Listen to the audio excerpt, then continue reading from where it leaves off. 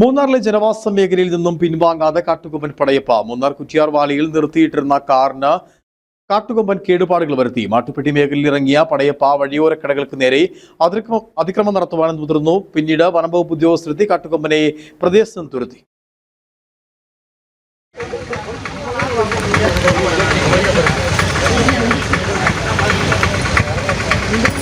മൂന്നാറിലെ തോട്ടം മേഖലയിൽ കാട്ടുകൊമ്പൻ പടയപ്പയുടെ സാന്നിധ്യം തൊഴിലാളി കുടുംബങ്ങൾക്ക് വലിയ തലവേദനയാവുകയാണ്.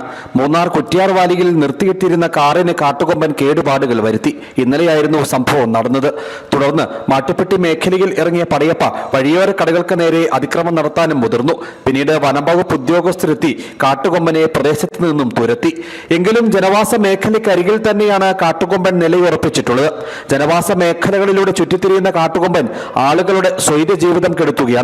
മുൻകാലങ്ങളിൽ ശാന്ത സ്വഭാവമായിരുന്ന പടയപ്പ ഇപ്പോൾ ഇടയ്ക്കിടെ ആക്രമണ സ്വഭാവം പുറത്തെടുക്കുന്ന സ്ഥിതിയുണ്ട്.